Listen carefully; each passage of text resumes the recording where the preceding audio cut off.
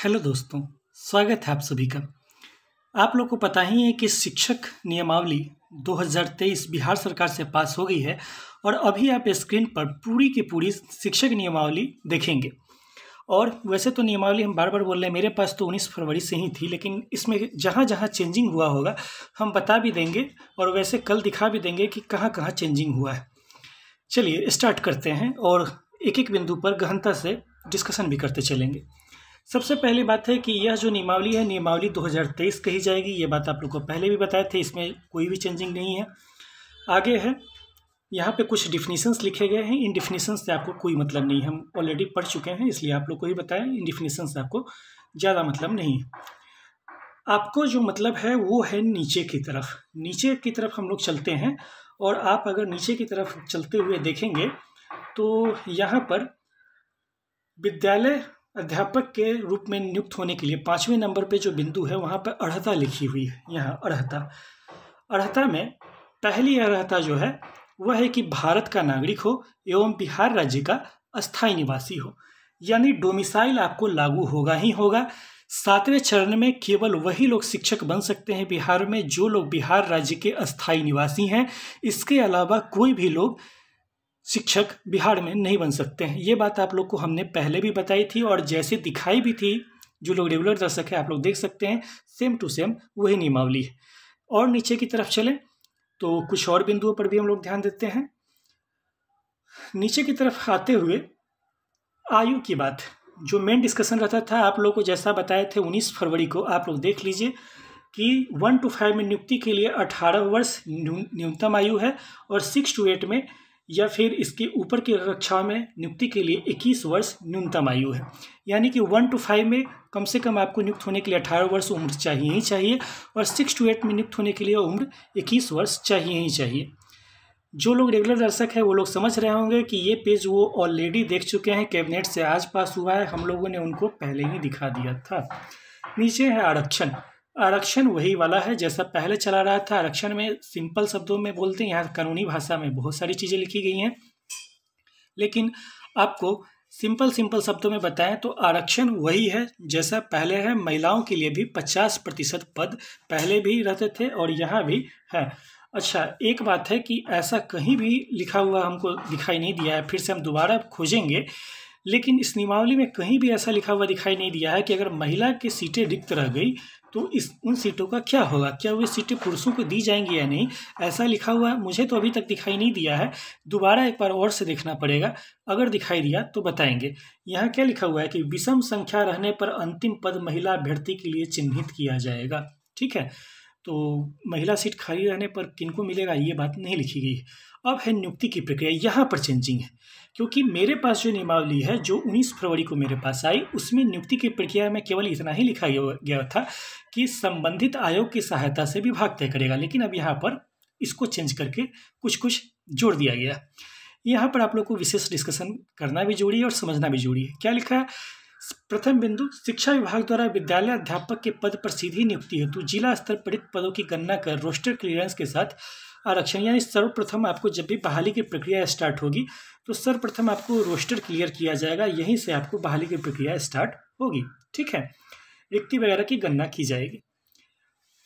आगे क्या लिखा है?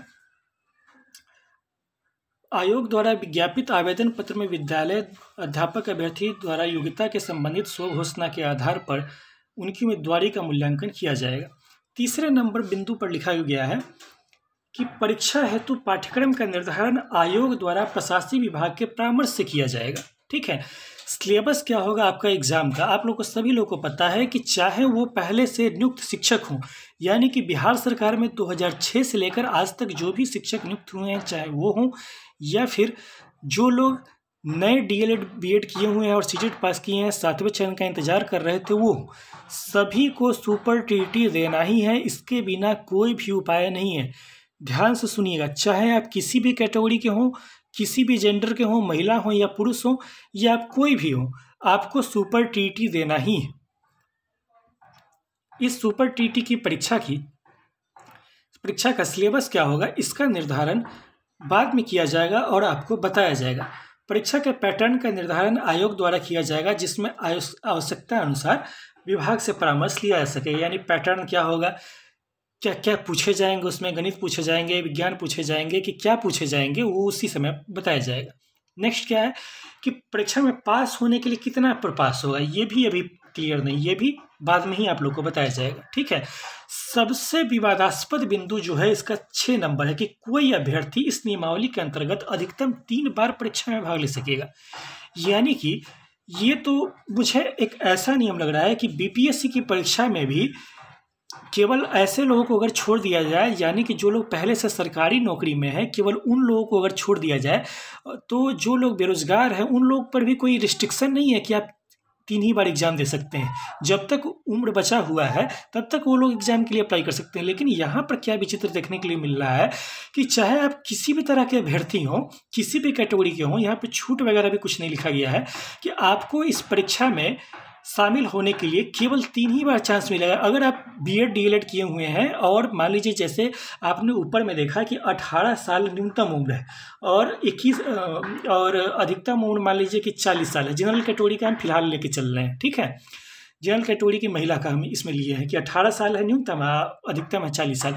तो 18 साल से 40 साल के भीतर आप 3 ही बार एग्जाम दे सकते हैं शिक्षक बनने का। और इस 3 बार में अगर आप नहीं निकाल पाते हैं तो आप इस जीवन में फिर बिहार में शिक्षक नहीं बन पाइएगा। ये बहुत ही कड़ा नियम है।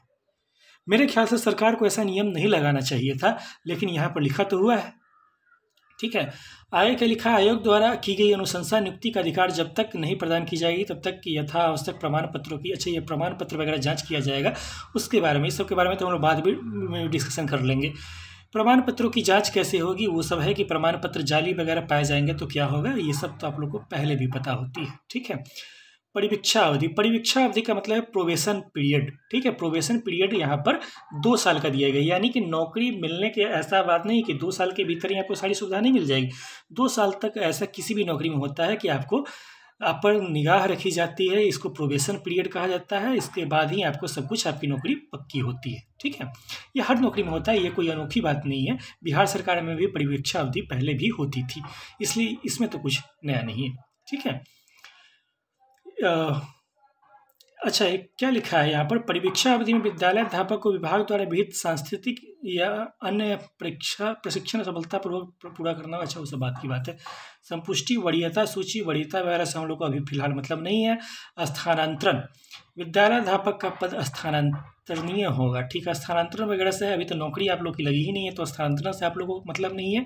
फिर भी स्क्रीन पर देख लीजिए, पढ़ने का मन होगा तो आप लोग इसको पढ़ सकते हैं। वैसे हम विस्तार से रात में लाइव में आके आप लोग से मिलेंगे।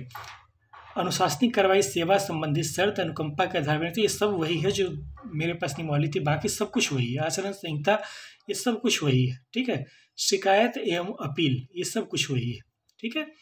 प्रकीर्ण वगैरह है, कुछ चीज़ें इसमें जो मेरे पास नियमावली है उससे हटा दी गई है। अच्छा, यहाँ देख लीजिए कि यहाँ पर दीपक कुमार सिंह का साइन भी है, जो अपर मुख्य सचिव है। 10/4/2023 आज का डेट भी लगा हुआ है, इसलिए कोई आदमी ये न कहिए कि बिना डेट का दिखा दिए। कुछ चीज़ें इसमें नहीं दी गई है।